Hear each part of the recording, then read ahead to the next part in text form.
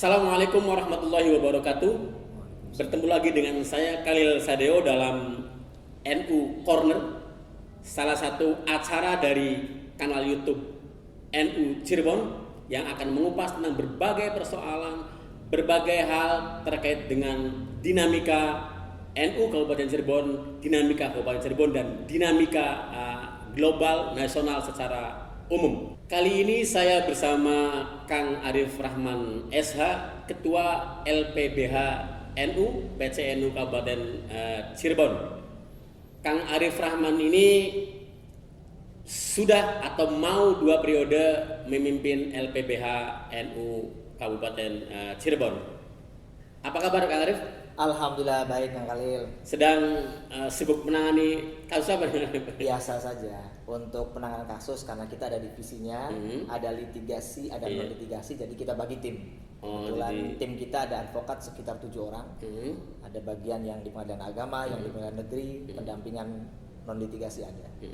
Di stop, jangan kita bocorkan dulu ya di awal. Nanti kita akan kupas di pembicaraan berikutnya.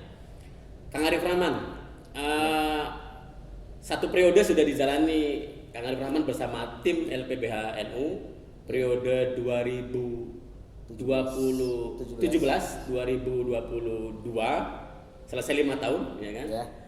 Nah, periode berikutnya, periodenya Kang Aziz Hakim Seroji dan Kiai Wawan Arwani Amin dipercaya lagi untuk berkhidmat di NU. Nah, kalau kita evaluasi nih Kang, selama perjalanan 5 tahun, apa yang telah ditangani, kemudian dinamikanya seperti apa, persoalan apa yang terjadi di lapangan? Oke, terima kasih Kang Khalil. Sebenarnya terkait kami LPBH NU itu muaranya tetap ya, kita membawa PCNU Kabupaten Cirebon. Amanah dari Ketua Tanfiz Kiai Haji Aziz Hakim Seroji itu untuk LPBH NU ada pengecualian pendampingan atau penanganan khususnya di pidana. Jadi kita tidak boleh nanganin yang dalam tanda kutip kekerasan terhadap perempuan dan anak yang kaitan dengan kasus-kasus asusila, itu nggak boleh, amanah beliau. Kemudian kasus-kasus narkoba, kasus-kasus judi, walaupun ada beberapa keluarga dari pengurus yang akhirnya tetap minta tolong ke kami. Untuk target kami 2022-2027, karena mohon maaf nih Kang Khalil, sebenarnya saya ini kan baru selesai nih. Periode. Sambil di Ketua LPBNU saya juga kan ada kerjaan di Bawaslu ya. Ya, saya nanganin perkara ya, laporan, temuan dan yang lain. Jadi kurang maksimal menurut saya. Tapi alhamdulillah amanah itu kita jalankan, makanya Kang Aziz minta saya untuk lebih maksimal dan saya sudah fokus di sini. Target saya adalah bagaimana penanganan atau pendampingan untuk warga Nahdien, terutama nanti kita khususkan di tingkat MWC ada 1 paralegal. Berdasarkan peraturan Mahkamah Agung ini, sistem paralegal nggak seperti dulu Jadi nanti kita pengen mengadakan sekolah paralegal yang emang nanti secara resmi kita kerjasama dengan Kemenkumham. Targetnya 1 MWC 1 paralegal. Jadi kita biar enak, biar nanti ketika ada masalah di tingkat MWC mereka yang jalan. Oh, berarti nanti rekrutmen ya, kita ada sekolah paralegal fokus ke sana. Apa namanya, skill atau SDM di bidang hukum. Ya, mudah-mudahan yang emang punya dasar hukum lah. Mereka yang sarjana hukum di tingkat MWC nanti kita ada pendidikan paralegal. Tidak meski sudah advokat ya, tidak. Bahkan bukan sarjana hukum tapi dia mau dan punya kemampuan pemahaman itu boleh. Siap mendampingi masyarakat. Siap. Gitu ya. Itu yang paling target utama kita. Jadi peraturan yang sekarang untuk paralegal itu bukan hanya sarjana hukum. Mereka yang SMA pun bisa, tapi mau ada kemauan dan ada kemampuan untuk siap belajar. Oh, kalau advokat yang memiliki SIM istilahnya, ya, itu yang praktik di peradilan begitu. Istilah kita itu ada litigasi non litigasi Jadi kalau advokat harus mereka pendampingan litigasi di pengadilan, tapi nanti paralegal bisa non litigasi. Contoh pendampingan di masyarakat, pendampingan di polisi itu termasuk non litigasi. Jadi bisa untuk paralegal. Berarti ini hal terbaru yang mungkin keluarga besar Nahdlatul Ulama Kabupaten Cirebon perlu ketahui. Jadi ke depan LPBH akan merekrut tenaga-tenaga di tingkat kecamatan untuk melakukan pendampingan, komunikasi dengan grassroots lah ya, grassroots warga NU. Berarti nanti teknisnya SDM ini selalu komunikasi gitu ya ketika ada persoalan hukum atau seperti apa?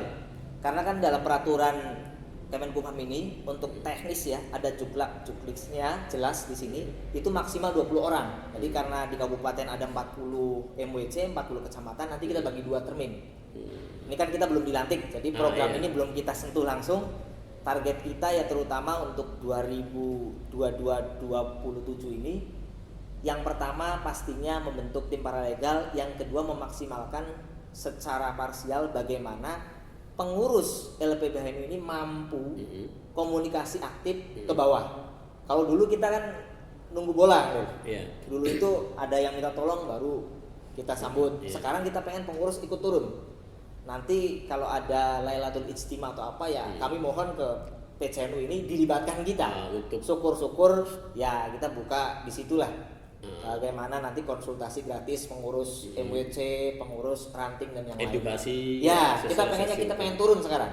Pengen ikut turun terjun langsung, terutama di acara-acara MWC, Lailatul Ijtima atau apalah. Kita pengen ikut turun. Ya, sebab ini penting ya Arif ya, karena banyak juga warga NU yang masih buta di persoalan-persoalan hukum. Nah, ada sebenarnya hal menarik ketika LPBHNU ini rapat kerja. Ada beberapa penekanan dari Kang Aziz Hakim Seroji dan Kiai Wawan. Kira-kira apa saja yang penekanan-penekanan? Biasanya kan Kang Aziz atau Kang Wawan ada penekanan prioritas untuk LPBHNU ke depan. Ya, yang pasti gini yang Khalil. Yang tadi saya sampaikan programnya itu sebenarnya amanah dari beliau-beliau. Beliau minta target tiap MWC itu ada tim. Nah, kalau dulu ada percontohan itu di MWC Gebang, mereka membentuk tim LPBH. Jadi di kecamatan ada LPBNU-nya. Dibentuk LPBH-nya. Ya, cuman kan kita komunikasi kurang masuk dan akhirnya ya tidak jalan. Tapi yang mudah-mudahan untuk sekarang kita tidak membentuk LPBNU tingkat kecamatan, tapi membentuk paralegalnya. Nanti kontribusinya tetap mereka akan masuk ke pengurus kita. Menjadi sub dari lembaga LPBH NU. Jadi mungkin untuk memudahkan juga kan membantu kinerja LPBHNU. Jadi penekanan dari Tanfidz maupun Rois Surya ini, beliau pengen targetnya tiap MWC ada paralegalnya yang untuk narahubung tingkat kecamatan ke PCNU ini. Berarti itu secara teknis kira-kira gambaran tugas dari SDM atau paralegal di tingkat kecamatan itu apa? Nanti beliau secara regulasi punya kewenangan gitu. Jadi nanti dapat kartu itu dari Kemenkumham. Legal istilahnya. Mereka bukan lagi orang yang ngaku saya paralegal dan yang lain dari lembaga hukum lainnya, itu harus dari Kemenkumham. Jadi ketika ada lembaga yang mengadakan pendidikan paralegal, itu sekarang sudah tidak boleh. Jadi harus dari Kemenkumham. Nanti sekolah itu mereka yang ngatur dosennya siapa, pengajarnya siapa, dana pun dari mereka. Dan itu resmi. Nah, tugas utamanya tetap sama seperti advokat, cuman beliau tidak boleh beracara untuk litigasi. Bedanya itu. Jadi untuk di persidangan beliau nggak bisa mendampingi perdata maupun pidana, beliau tidak bisa mendampingi. Hanya sebatas non litigasi. Ketika ada kasus pidana, beliau boleh mendampingi di tingkat Polsek, Polres. Tapi ketika sudah naik ke kejaksaan untuk ke pengadilan, itu sudah tidak boleh. Jadi batasnya cuma itu. Sama peran seperti advokat, cuman beliau tidak punya kewenangan untuk beracara gitu, karena belum disumpah advokat. Syaratnya kan ada sumpah advokat di pengadilan tinggi wilayahnya. Kalau kita berarti di pengadilan tinggi Bandung. Jadi itu untuk kader-kader NU di tingkat kecamatan yang memiliki konsen terhadap persoalan hukum atau sudah biasa melakukan pendampingan atau advokasi di masyarakat, nanti bisa bergabung ya. Siap, kami tunggu lah. Oke Kang, kita memasuki sebentar lagi 2023 ya. Tahun baru. Nah, kira-kira bacaan atau perspektif dari LPBH NU flashback di 2022, persoalan hukum apa yang secara nasional ini menghangat atau menjadi perhatian di kalangan praktisi hukum? Bagus ini yang kali. Kalau kita bicara di media sosial secara umum, ini kan yang lagi booming tentu ya sudah diputuskannya atau ditetapkannya RUU KUH pidana menjadi KUH pidana. Ini menarik. Kenapa menarik? Sekian puluh tahun ya kita dijajah oleh Belanda menggunakan masih KUH pidananya produk Belanda. Indonesia berani yang itu. Padahal rancangan itu udah lama, sejak zaman SBY itu sudah ada. Oh, sudah ada sebenarnya. Sudah ada. Cuman kan belum bisa ditetapkan. DPR menolak dinamikanya lagi. Itu ya. Nah, ini akhir tahun baru kemarin ya, di awal Desember itu kan kita ditetapkan luar biasa gitu. Ini luar biasa. Nah, itu Kang, berarti kan ini KUHP baru. Revisi dari perubahan. KUHP tahun berapa tuh? Yang sebelumnya tuh? Itu kan produk dari Belanda ya. Oh, berarti tahun lama ya? Lama. Tahun ya? Iya. Sebelum kita inilah itu sudah ditetapkan, itu produk Belanda, masih secara konteksnya ada beberapa yang tidak sinkron dengan dasar atau nilai demokratis negara kita. Kita kan rata-rata umat Islam ya. Jadi banyak sekali pasal-pasal yang menurut kami itu sangat tidak sinkron realita dengan masyarakat kita. Ya contoh lah, Kang Lil, kita bicara yang mungkin secara umum kita di pengurus NU, ormas Islam tentang perzinahan. Ini menarik, Kang Lil. Saya sangat support, dukung sekali KUH pidana ini disahkan. Kenapa? Kalau dulu bicara perzinahan, Kang Lil, itu hanya bicara salah satunya harus punya pasangan. Sekarang tidak. Mereka yang muda-mudi melakukan hubungan di luar nikah, ini bisa masuk pasalnya. Kalau sekarang ini kalau nggak salah di pasal 412 itu tentang perzinahan, persetubuhan yang dilakukan oleh seseorang. Kalau dulu itu bicaranya hanya salah satunya harus punya pasangan atau menikah. Jadi ketika salah satunya punya istri atau punya suami melakukan perzinahan baru masuk pasal. Sekarang enggak. Mereka muda-mudi yang dua-duanya masih single, ketika ketahuan ini bisa kena pasal. Nah itu kan justru pasal itu yang kemudian hari ini kontroversial. Ya, artinya betul. Banyak pihak-pihak yang merasa ini tidak tidak berpihak gitu. Menurut Kang Arif gimana? Ada ya, di media sosial itu sempat Hotman Paris, pengacara yang kondang itu menyampaikan bahwa ini bahaya, nanti turis bisa ketangkap semua. Iya. Ini kan istilahnya seperti itu. Terutama yang ini yang bisnis hotel. Nah, itu bagaimana? Sebenarnya untuk deliknya ini kan delik aduan, pasal perzinahan ini. Di situ keterangannya bahwa posisinya yang boleh melaporkan pasangannya, suami atau istri yang ketahuan melakukan perzinahan, kemudian anak atau orang tuanya. Nah kalau orang lain nggak bisa. Jadi ketentuannya cuma ada 3, pasangannya, orang tuanya dan anaknya. Dan itu pun kalau mereka mengadukan, membuat laporan, mereka yang melaporkan. Berarti tidak bisa polisi melakukan tangkap tindakan. tangan. Ya, di hotel ada tulis bahwa itu nggak bisa. Oh, spesifik berarti pasal nggak itu. Bisa. Dan aduan, jelasnya itu aduan. Jadi jangan khawatir gitu ya. Itu ya. Pasal mungkin di KUH pidana dulu pun sama aduan. Cuman kan bicaranya sekarang lebih detail, lebih tegas. Lagi-lagi apakah anaknya atau orang tua ini mau melaporkan? Zaman dulu Anggil, ketika anaknya contoh ambil luar nikah sampai ribut, orang tua ini paling bicaranya 2, di bawah umur. Kalau di bawah umur bisa melaporkan undang-undang perlindungan anak. Tapi kalau sudah dewasa, usianya sudah 19 tahun, 20 tahun, anaknya ambil luar nikah, mereka nggak bisa apa-apa, udah nikahin aja. Sekarang orang tua itu lebih tegas, bisa melaporkan. Kalau dulu berarti pasalnya bukan pasal perzinahannya gitu tapi tadi diarahkan ke anak, di luar itu nggak bisa. Ya, makanya kan kami ini sangat support dengan penetapan atau disahkannya KUH pidananya. Karena nuansa Islaminya itu ada. Nuansa Islaminya ada. Ketegasannya. Jadi, menurut Kang Arif KUHP yang 2022 ini progres kemajuan atau bagaimana? Oh, luar biasa. Ini beranian ya? Iya. Negara kita sudah berani mengambil alih produk hukum yang mungkin zaman penjajahan bahkan ini peningkatan menurut saya. Tapi ini kan nggak bisa langsung dipakai, harus ada sosialisasi dan lain, mungkin kurang lebih 4 atau 5 tahun. 2000 berapa tuh katanya ya? Itu berlakuannya ya, karena butuh sosialisasi. Mereka polisi pun sebagai penyidik harus belajar lagi, ya kan? Semuanya tetap lah harus penyesuaian gitu ya. Betul. Nah ini kan sebenarnya kita mau berubah juga tidak mesti sempurna kan ya. Betul. Ya nanti pas ada proses kan. Ya. Ini kan bukan bukan kitab suci yang Iya. yang tidak bisa diubah ya ke depan Iya. gitu ya kan. Nah selain soal itu apa yang menarik dari KUHP? Yang lagi rame lagi mungkin secara umum ya, ini terkait penghinaan terhadap presiden dan wakil presiden. Oh iya. Dulu kan kita di medsos semenang-menang ya. Jokowi begini, wakil presiden begini, mereka santai. Nah ini banyak yang komplain.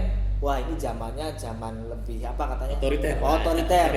Padahal tetap deliknya ini delik aduan gitu. Dan ada batasannya itu ya. Ada batasannya. Jadi secara dia menjabat sebagai presiden atau wakil presiden, itu kan jabatan gitu. Iya. Tapi lagi-lagi sifatnya ini deliknya aduan gitu. Ketika presiden atau wakil presiden yang sebagai korban dicemarkan nama baiknya, dihina segala macam, dia tidak melaporkan, ya nggak bisa. Mau nanti dari Ansor kita laporin, tetap karena harus yang bersangkutan atau kuasa hukumnya lah. Jadi sebenarnya tidak perlu khawatir. Tidak perlu khawatir. Jadi sekarang kan opini masyarakat diangkat nih. Wah, KUH pidana nggak jelas, kan banyak yang nolak. Iya. Ormas Islam lain nolak, termasuk beberapa mahasiswa pergerakan nolak. Tapi membungkam keterbukaan gitu katanya. Kenapa kita nggak boleh ibaratnya mengkritik presiden, wakil presiden? Bukan mengkritik, di situ pasalnya pasal penghinaannya, lebih menjas.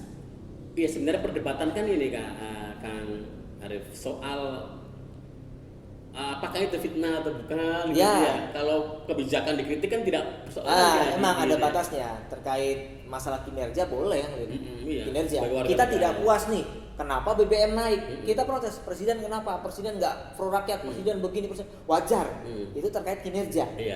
Kita meluapkan, tapi dengan cara yang etis. Dan KUHP ini membatasi apa? Artinya yang bisa dipidana dalam wilayah kinerjanya, jabatannya. Yang boleh kan? Iya, yang boleh. Yang nggak boleh atau kena pidana? Menghina secara person juga itu nggak boleh. Ya kayak mohon maaf ya presiden mukanya kayak gimana? Nah ini sudah terlalu ya. Misalnya gitu ya. Luar biasa gitu. Misal itu. Iya. Atau lebih ke personalitas, betul. Lebih ke fitnah, itu nggak boleh ya itu ya. Lagi-lagi ya balik lagi ke personnya selaku pejabat, dia mau nggak mengadukan itu. Kalau dia tidak melaporkan, dianggap itu si receh dan yang lain yang nggak kenal. Iya. Tapi ketika kita meluapkan ibaratnya sebagai warga negara, kita pengen protes, sampaikan kinerjanya kurang baik begini, nggak apa-apa, itu hak demokrasi kita. Soal perzinahan, soal penghinaan presiden, apalagi ya poin yang kira-kira menurut? Kalau secara umum yang lagi menarik kan itu ya. Kalau kita bicara apakah KUH pidana sekarang dan yang dulu ini pertimbangannya baik atau buruk, menurut saya lebih baik. Cuman ada beberapa celah yang mungkin akhirnya bicara hukumnya itu lebih ke progresif, Anglin. Jadi istilah kita hukum progresif ini lebih mengutamakan bagaimana penyelesaian. Menariknya ada beberapa ahli hukum yang menyatakan ini akhirnya tidak tegas bahasanya. Karena dulu hukum itu ya sesuai tekstualnya.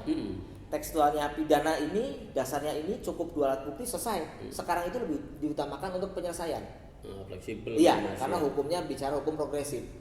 Karena salah satu perumusnya kan Prof. Barda ini dari Undip, beliau termasuk yang mengusung bagaimana hukum di Indonesia lebih ke progresif, hukum progresifnya. Jadi mengangkat celah-celah hukum yang orang ini pasti salah harus dipenjara. Sekarang enggak, tergantung kesepakatan. Lebih lebih kompleks, lebih mendalam gitu. Betul. Kalau dihubungkan mohon maaf Anglil, beberapa ahli hukum yang menyatakan ini lemah titiknya karena tidak ada ketegasan, itu mereka yang menolak istilahnya lah. Karena emang dari pasal-pasal ini kayak tadi yang saya sampaikan, deliknya aduan, berarti kan celahnya banyak. Celahnya banyak nih. Celah untuk bagaimana biar tidak lanjut, tapi itu tujuan utama karena semakin banyak orang ditahan, biaya negara semakin meningkat. Kos untuk penjara, ngasih makan orang di penjara. Tapi sebelum KUHP pidana diresmikan ini kan kejaksaan dan kepolisian sudah menetapkan restoratif justice. Oh iya, itu yang paling penting. Itu yang paling penting. Dari 2019 peraturan Kapolri, peraturan Kejagung itu menarik Nah, RJ ini kan tujuannya bagaimana menyelesaikan. Walaupun sudah ada bukti, walaupun dia sudah ditahan, ketika pelapornya mau, korbannya, pelakunya sudah minta maaf, sudah bertanggung jawab. Contoh, ya kasus tipu gelap. Kalau dulu kan bahasa polisi, kamu sudah bayar, oke. Tapi mohon maaf, kewenangannya penyidik. Hukum lanjut. Lanjut. Bukan bicara kerugian. Sekarang nggak bisa. Adanya restoratif justice ketika dia sudah membayar kerugiannya, korban sudah menerima, mengikhlaskan, mau mencabut selesai. Dulu silakan, kamu nggak bisa mencabut.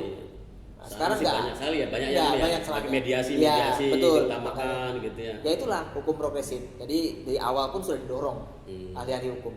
Kebanyakan di kepolisian dan di kejaksaan ini mereka lanjut ahli S2, semua ada yang doktor. Kenapa? Ya ini masukan dari ahli hukum.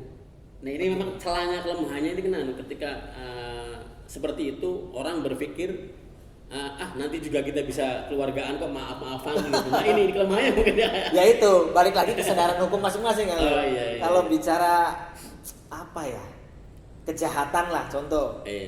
Niat dari awal jelek itu mungkin secara pribadi ya. Tapi ujung-ujungnya lagi-lagi adalah sanksinya kan. Sebenarnya sanksi moral itu lebih kerasa. Makanya kan ada mental, kalau bahasa anak muda mental. Makanya kan yang untuk korupsi yang ya sekarang ini kan ada ketegasan bahwa nanti dimiskinkan. Oh iya. Hartanya dirampas sampai keluarganya, syukur-syukur bukan lagi di penjara. Nanti ditempatkan di wilayah khusus koruptor. Sanksi sosial lebih tinggi. Itu kan lebih kerasa nih. Penyapu, Nah, jadi ada komplek koruptor lah ini lah. Iya. Nanti kayak zaman dulu Kang Lil. Jadi saya pernah ada itu Prof. Esmi, Prof. Barda menyampaikan kalau bisa narapidana koruptor ini mereka itu ditempatkan di salah satu tempat di lokasi yang mungkin primitif. Nanti suruh ngambil air itu di sumur lah. Manual semua lah. Jadi rumahnya itu rumah sederhana, manual. Ya sama anak istrinya di situ. Berarti dimiskinkan dan diizinkan. Nah ini menarik kan. Jadi kan nggak ada kapok. Kalau kita main kayak di Korea Utara, kayak di Cina, tembak mati, hukuman mati, sebenarnya bukan menyelesaikan. Iya itu. Bukan menyelesaikan. Kalau bayangin hukumannya hukuman mati, keluarganya masih megang berapa hartanya ya, sama aja. Hitung-hitung ngorbanin satu orang. Yang penting itu kan formulasi bagaimana caranya hukum bisa mengurangi. Betul. Misalnya yang korupsi tidak korupsi gitu ya. Iya, makanya sosialisasi tentang hukum itu penting kan, Lil. Penyadaran ya. Ya kami juga lupa Lil, di awal kan Lil nanya nih dari pihak Kiai Aziz, Kiai Wawan selaku Rois, ada nggak amanah kami? Sebenarnya kami ini lupa bahwa bukan hanya lembaga bantuan hukum, tapi ada penyuluhan. Oh iya, di depannya itu. Iya. P-nya penyuluhan. Ini menarik kan, Lil. Kemarin iya. saya ketemu sama Kasat Binmas Polres Kota Cirebon. Ya, sekarang kan Polres Koci ya, Kota Cirebon. Kalau di sana Cirebon Kota. Ciko. Iya, Ciko, Koci sama Ciko. Polres Kasat Binmas Pak Acep ini pengen bergandeng dengan kita. Nanti ada anggaran dari Polres, dari Pemda, mudah-mudahan kita jalan. Kita fokuskan penyuluhan Lil. Oh, pada wilayah penyuluhan hukumnya. Nanti kita ke sekolah, ke masyarakat, ke desa. Biar apa? Ya ini pencegahan ini. Yang terpenting pencegahan. Pendidikan. Biar mereka, ya terutama aparat desa terkait dana biar aman bagaimana. Yang remaja nih yang lagi rame tawuran yang Lil. Iya tidak. Ya. Nah, terjebak di Ya alhamdulillah dari Polres sudah respon. Awalnya kita hanya ngobrol biasa Lil sambil ngopi sama Kasat Binmas dan ternyata sudah masuk ke Kang Aziz. Kang Aziz menyampaikan ke saya, Kang Arif itu dari Polres sudah menyambut baik. Nah, ini mudah-mudahan Lil. Jadi menanganinya adalah bagaimana mencegah. Insya Allah kita ada program khusus dengan Polres. Syukur-syukur bisa menggandeng pihak kejaksaan. Bagaimana sosialisasi penyuluhannya itu? Pencegahan malah lebih baik gitu, Pak. Betul.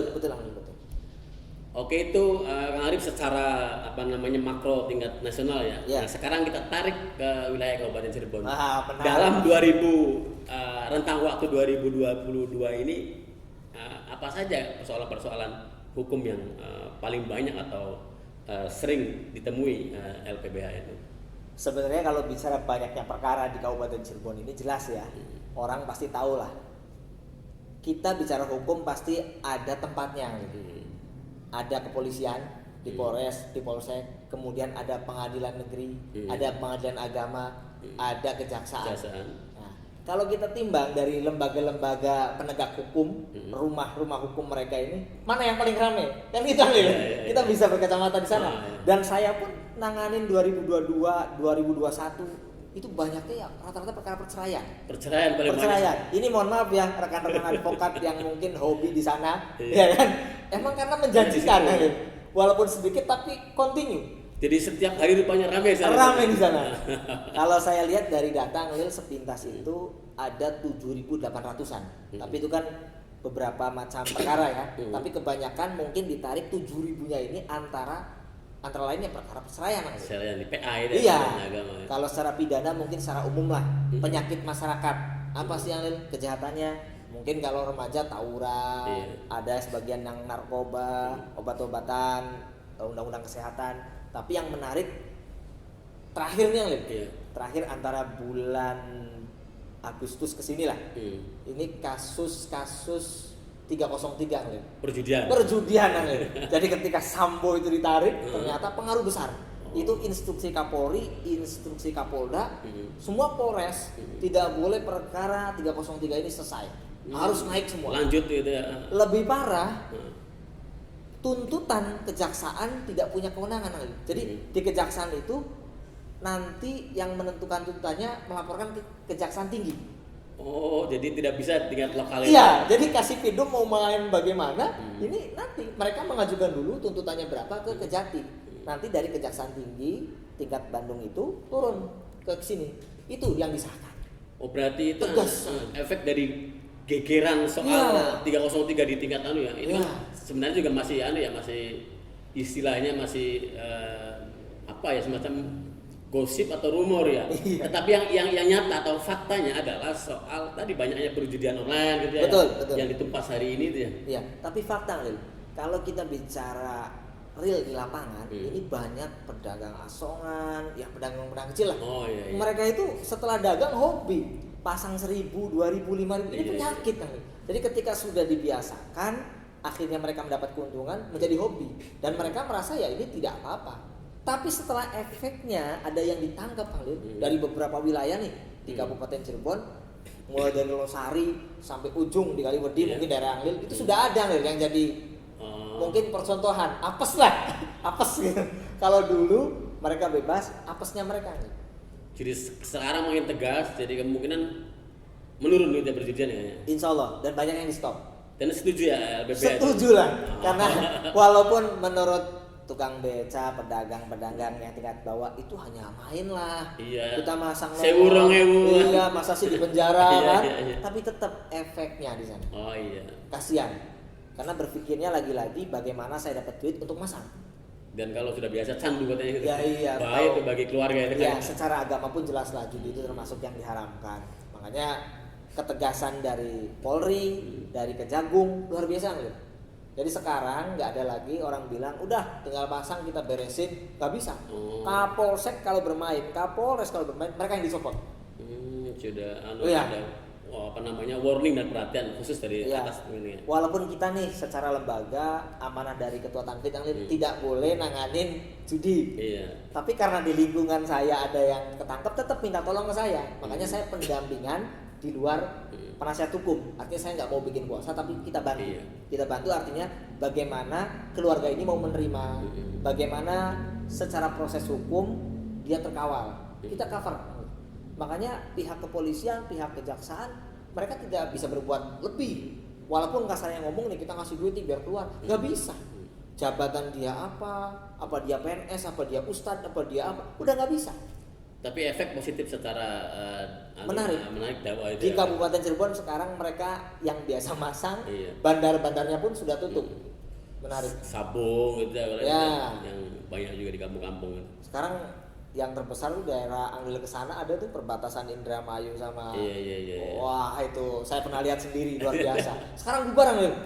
Tapi yang kasihan masyarakat sekitar biasa dapat parkiran. Penjual iya, gitu ya. Tukang parkir penjual pada gelendeng Anglil. Wah, ini gara-gara Sambo lagi. Jadi dampaknya tetap ada.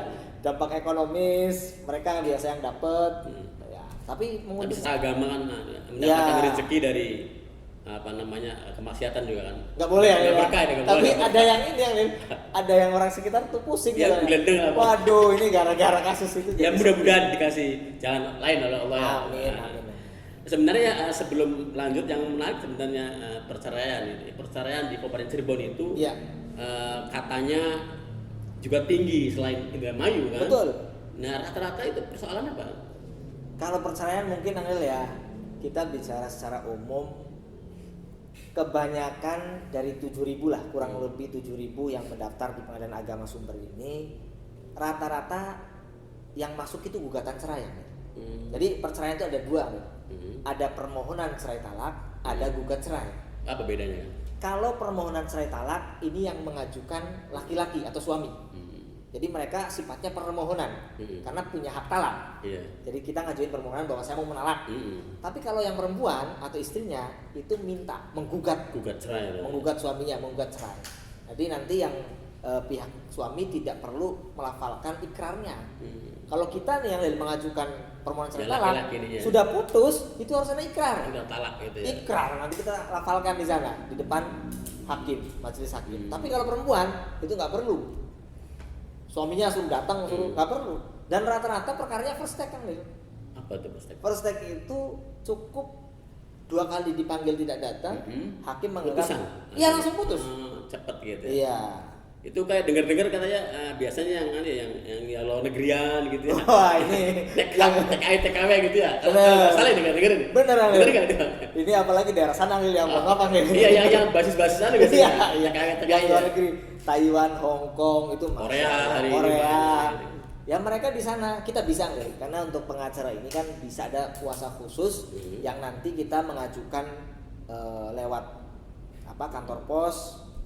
Kita kirim surat ke sana, nanti ada legalisir dari pemerintah setempat, dari kedutaan, kuasa gitu ya. Jadi nanti kuasa itu distempel kedutaan sana. Kalau kita kita dikirim pos dulu ke alamat yang bersangkutan.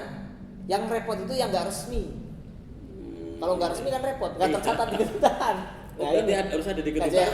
Iya. Harus ada stempel. Kalau nggak ada nggak bisa lanjut. Nggak bisa. Nanti kan ditanya. Penggugat selaku kuasa hukumnya penggugat tidak bisa dihadirkan, itu bisa di NO.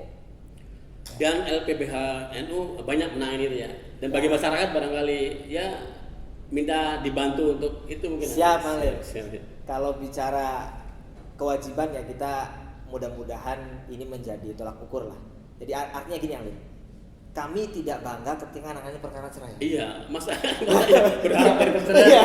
Naudzubillah. Nah, makanya tapi ini kan realitas ada beberapa yang tadinya mau cerai nggak jadi yang ini. Saya komunikasi secara aktif dengan penggugat, tergugat, pemohon. Saya nih kuasanya siapa nih? Contoh laki-laki pemohon. Masalahnya apa? Saya bedah dulu. Saya nggak mau sembarangan udah daftar. Jangan asal-asal daftar. Iya, kasihan. Dicoba barangkali ada peluang untuk bisa bersatu gitu ya. Tapi gitu ya. Iya, ada kasus, ini kayak kasus nyata lah. Seorang istri datang ke saya ke kantor nangis-nangis. Sudah dibawa buku nikahnya. Iya. Suami saya KDRT sekian tahun begini, anaknya masih kecil-kecil. Akhirnya saya tanya, masalahnya apa? Begini-begini. Undanglah saya keluarga dari pihak laki-laki. Musyawarah selesai. Dan perempuannya udah kan nggak jadi, saya mau mencoba perbaiki. Nggak jadi itu yang saya prioritaskan ke teman-teman. Artinya pengacara lain pun mohon kiranya kalau bisa mendamaikan lebih utama. Catatan ini pemirsa bahwa LPBHNU tidak berharap masyarakat bercerai. Iya.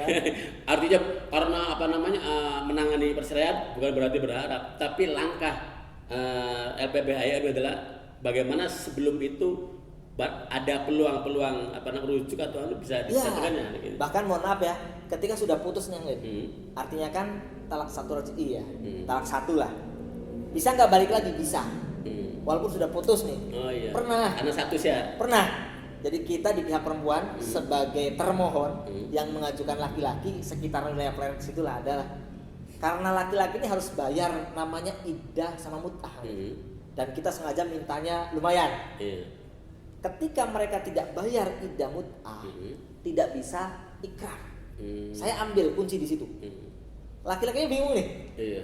Kan saya udah putus, berarti kan udah selesai. Oh belum, sampai belum ikrar. Akhirnya apa? Saya rayu, ketemuan perempuannya maafin, ya masalah laki-laki lah. Akhirnya laki-lakinya pun ya sudahlah, daripada saya harus bayar, harus saya bayar. Gak jadi, itu sudah diputus. Itulah cara-cara kita. Bagaimana menurunkan tingkat perceraian di Kabupaten Cirebon. Bukan lagi saya bangga nanganin perkara cerai sehari itu 10. Enggak.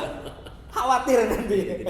Memasukkan unsur dakwanya. Ya, kita amanah dari Ketua PC juga seperti itu, bahwa utamakan bagaimana pembelajaran ke masyarakat. Maslahatan. Ya, kemaslahatan. Kan pahalanya lebih besar kan, mendamaikan orang itu. Iya, benar-benar itu. Menghindari putus silaturahmi. Nah, itu dia. Apalagi punya anak gitu kan. Kasihan. Selain perceraian, kemudian judi yang kemudian makin tegas dan ini berdampak positif, apalagi di Kabupaten Cirebon yang ya persoalan hukum yang sering terjadi. Penyakitnya mungkin Alil kalau sekarang karena pemerintah memasok besar-besaran dana desa dari pusat. Ya, ini menarik ya, ada di beberapa wilayah kabupaten, mungkin kepala desanya sudah dengar lah ya, sampai naik ya kan. Tindak pidana korupsi ditangani oleh kejaksaan, dan ada beberapa yang akhirnya selesai karena kerugiannya ini di bawah 50 juta. Ini kan macam-macam kan. Cuman untuk kasus penyakit korupsi ini sebenarnya celahnya ada di kubunya sendiri. Kadang-kadang ketika kubu diberi kewenangan lebih, dia tidak terbuka dengan bendaharanya, akhirnya duit itu berantakan. Kayak BLT kemarin itu ada beberapa desa yang duitnya kepakai ini, kepakai itu, ada. Dan kadang juga tidak tidak ada unsur penyelewengan, tapi pelaporannya tidak ada gitu. Ya, betul. Bendahara tidak itu ada juga begitu ya. Akhirnya ya komunikasi lah. Saya berharap kubu-kubu di Kabupaten Cirebon mau terbuka, tertib administrasi. Ya, dia terbuka dengan timnya lah. Di situ kan ada bendahara, ada pelaksana. Sampaikan programnya harus jelas. Jangan sampai duit itu dimakan sendiri. Akhirnya ada beberapa yang dulu lawannya melaporkan ini kejadian seperti itu. Yang melaporkan lawannya biasanya. Mereka cari celah, salahnya di mana, dilaporin. Ya, biasanya hal-hal administratif ini kadang juga diabaikan ini. Betul. Padahal vital sekali karena biasanya kan celahnya di situ tuh. Iya. Oke, desa berarti kan penyelewengan dana desa masih terjadi. Apalagi ya? Selain itu ya, untuk bicara hukum, terutama di kita ini kan yang lagi rame kenakalan remaja. Oh iya, itu. Tawuran yang makin nekat ya. Nah, ini yang di kemarin sama abang ya, yang rame itu ya.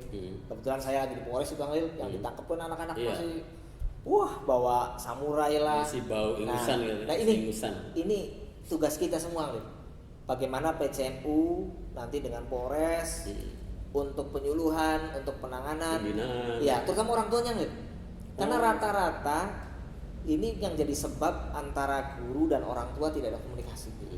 Jadi guru pun bingung. Mereka jam sekolah masih seragam, tapi kejadian di luar sekolah siapa yang tanggung jawab, pertanyaan. Kan ini menarik. Ada perdebatan di situ ya. Sekolah merasa sudah pulang gitu kan. Iya. Jadi alhamdulillah hari Senin kemarin itu saya diundang di Kempek di Madrasah Aliyah Nadatul Umah. Di sana saya menjelaskan ke guru-guru terkait bagaimana kenakalan remaja, kejahatan terhadap anak, terutama untuk guru nih. Guru serba bingung Lid. Ketika nanti ada masalah di luar, ketika masalah di dalam dia main tangan dan lain-lain, dia yang dilaporin. Padahal kan untuk ketegasan. Ini menarik. Ya, kita mudah-mudahan berharap terkait kenakalan remaja di Kabupaten Cirebon bisa lebih ditekan. Dengan apa? Dengan andilnya orang tua dan guru. Dan LPBHNU akan berperan di situ untuk melakukan penyuluhan sesuai komitmen dengan Kasat Dimas kemarin. Tinggal ini di awal tahun, karena kan kagok ya, mereka juga tingkat Polres ini kan anggaran dari pemerintah ya, sub anggaran untuk tahun 2022 mungkin sudah selesai. Nah, kita di 2022 setelah pelantikan saya akan maksimalkan itu.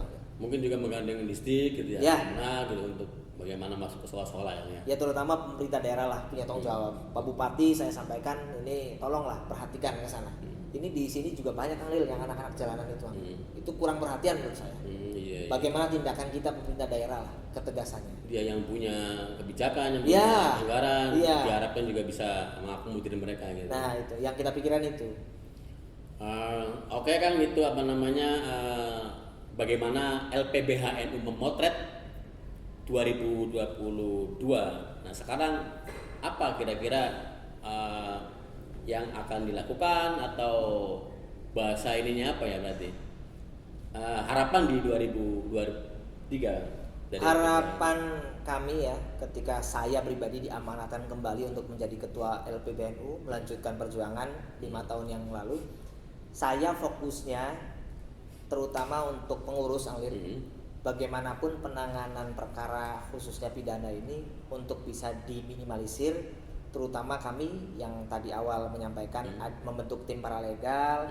Yang kedua, kami pun berharap stakeholder di tingkat LPBNU, PWNU sampai LPBNU pusat ini ada komunikasi yang baik. Satu kendala dari kami ini secara hukum belum ada legalitas. Ini perlu saya sampaikan di sini juga. Kenapa? Anggaran untuk pro deo pro bono itu sebenarnya ada, dan syaratnya lembaga kami harus punya pendirian legal. Nah, ini yang jadi masalah kami. Ini mohon maaf Ketua Tanfidz, Rois Surya, kira-kira bagaimana komunikasi dengan pusat? Kalau pusatnya sudah ada aktenya, kami enak. Kemarin di Pengadilan Agama ada nih untuk diambil bantuan hukumnya, tapi karena kami belum ada legalnya, bingung. Padahal di Pengadilan Agama itu ya orang-orang NU semua isinya. Ya, sementara mereka butuh legalitas gitu ya. Di Polres pun ada pendampingan yang biayanya mungkin. Nah, kami berharap pengurus tingkat pusat kemudian tingkat wilayah mau menjembatani. Jadi biar kami melangkah pun secara hukumnya enak dan kami ada bantuan. Ketika kami mandiri jadi 2022 itu banyak perkara prodeo yang emang kita cuma-cuma dan kita nggak bisa klaim. Karena ya tidak ya secara resmi gitu ya, terdaftar. Jadi kita bantu ya bantu bensin dewek ya kan, ya alhamdulillah di Udud di mending ya.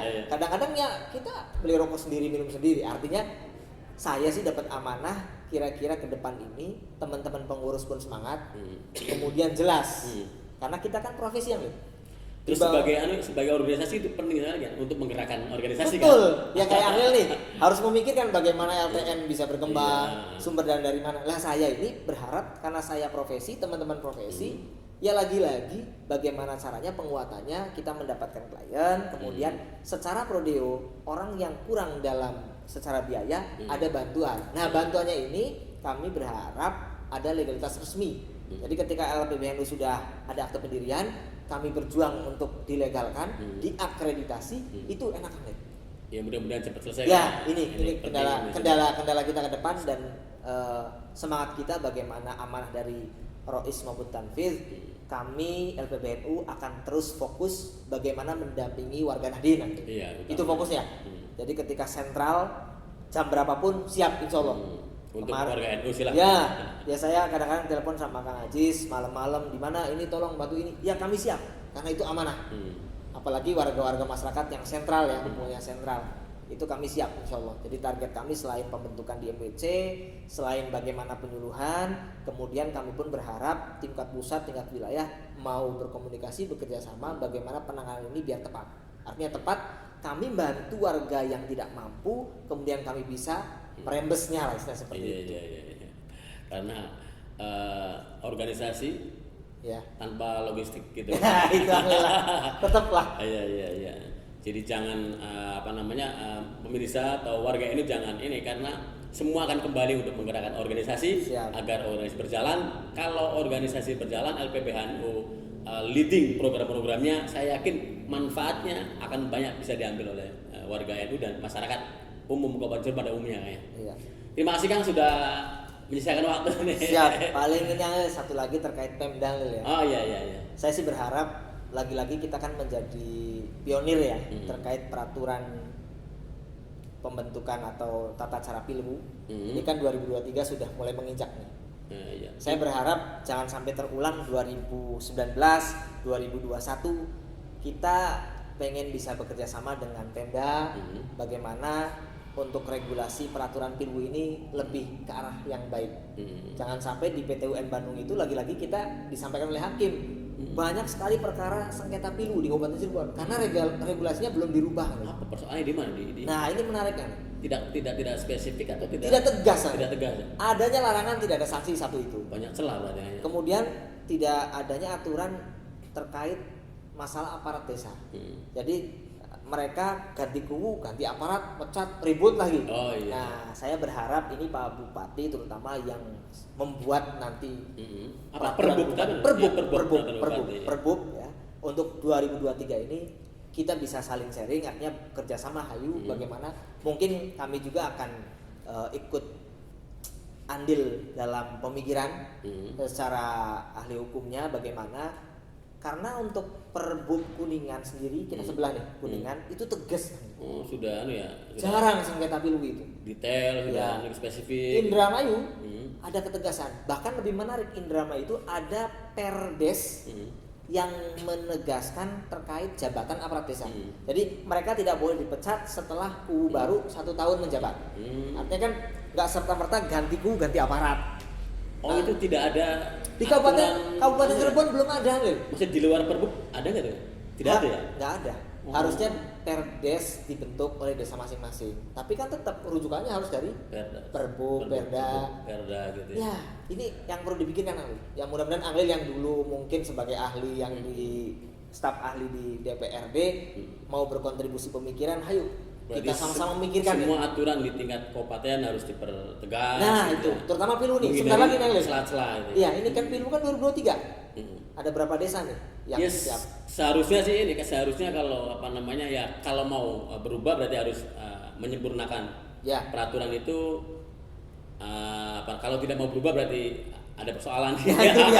Ya saya berharap Pak Bupati izin. Saya yakin lah ya Pak Bupati ingin ada perubahan agar tidak terjadi lah masalah. Dari 2019 kita sempat ibaratnya bedah ya, kita 2019 bedah Perbub, 2021 bedah Perbub, tapi hasil dari kami ini rekomendasinya tidak pernah diperhatikan. Sudah ada ya? Sudah ada.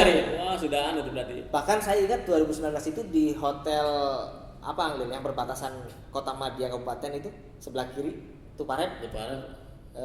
Hotel apa itu? Sultan ya? Oh, jangan menyebut merek kan ini. Iya. Kita ngadain di sana nih.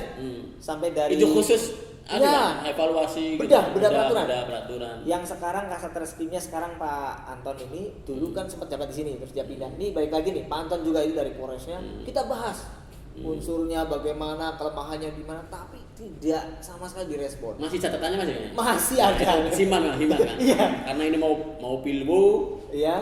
Diharapkan sebenarnya enak ke Pemda tuh.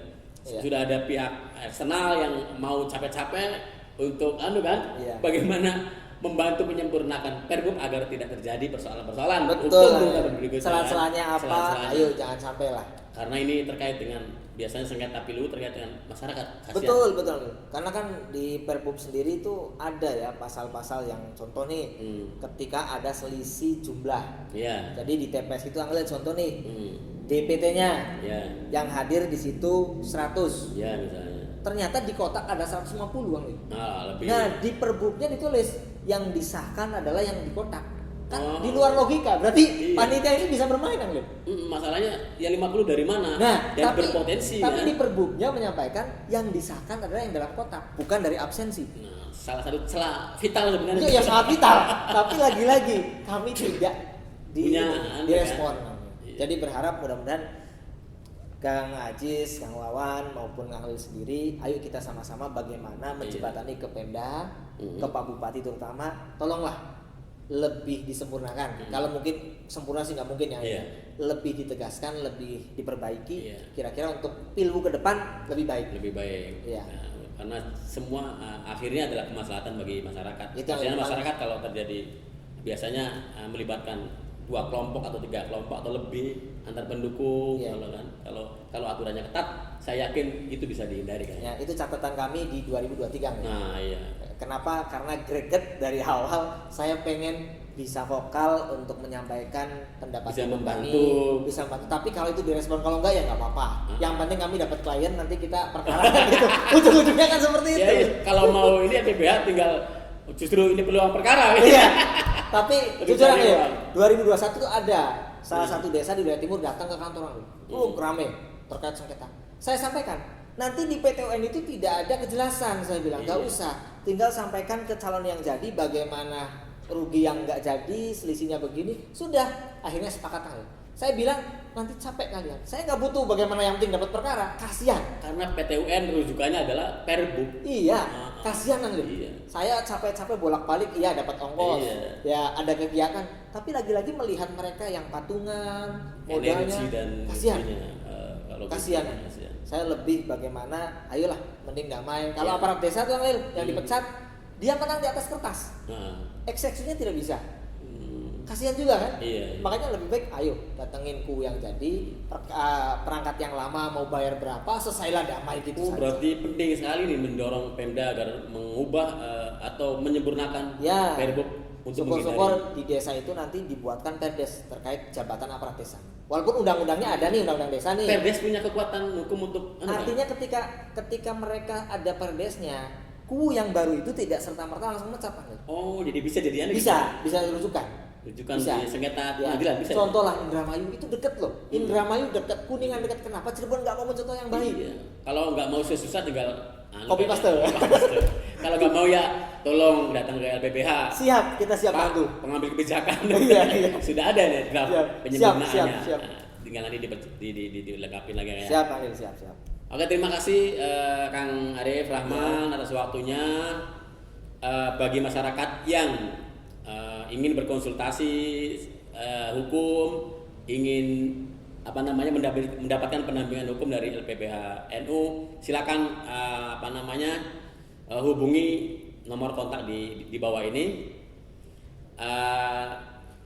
Itu saja dari kami, mudah-mudahan bermanfaat. Akhirul kalam, wallahul muwaffiq ila aqwamit thoriq. Wassalamualaikum warahmatullahi wabarakatuh. Waalaikumsalam.